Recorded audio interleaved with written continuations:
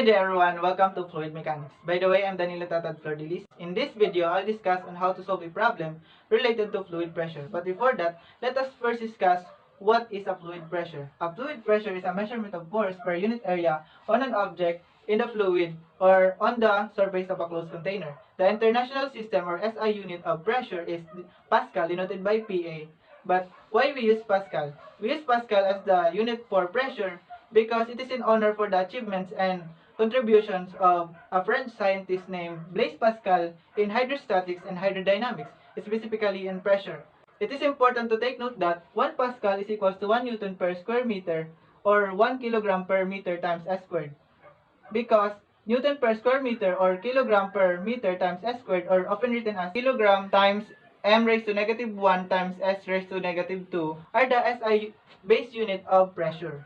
In solving problem related to fluid pressure, we use the formula pressure is equal to small letter p times g times h, where capital letter P is the pressure and the small letter p is the rho or the density of the liquid, and the g is for the value of the gravitational force, and the h is for the height of the fluid.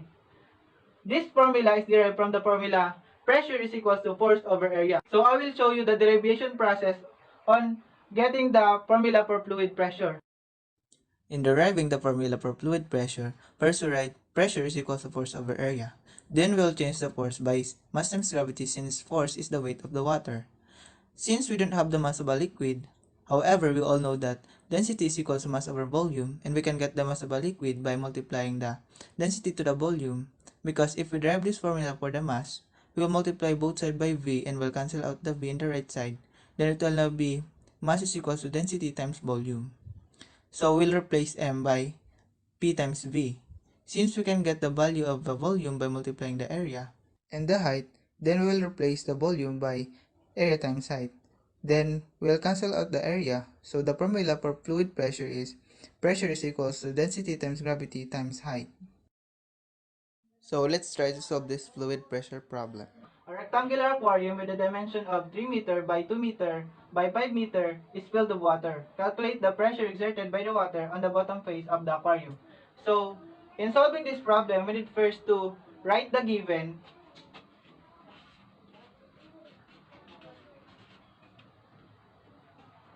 The P is equals to question mark because we're looking for the pressure exerted by the water on the bottom face of the aquarium, and the density is equals 1000 kilogram per cubic meter. And the value of the gravitational force is 9.8 meter per second squared. And the value of the length is 3 meter. And the value of the width is 2 meter. And the value of the height is equals to 5 meter. So, these are the given. So, we're now proceed to solving the pressure of the water.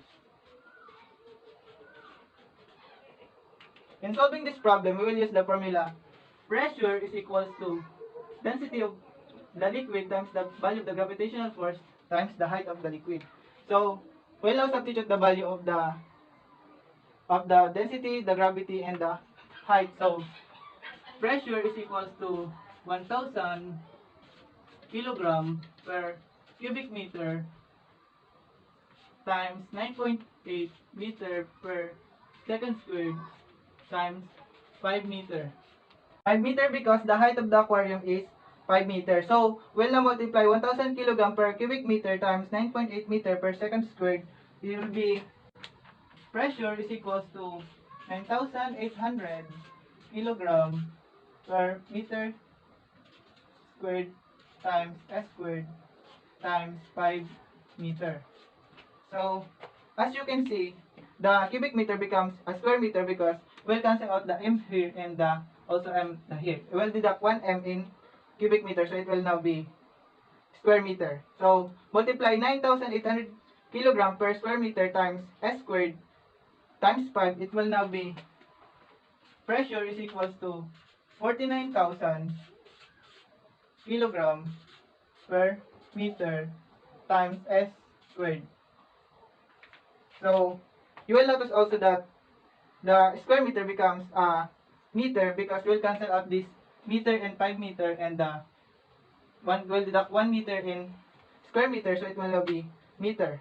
So it will now be pressure is equals to 49,000 pascals.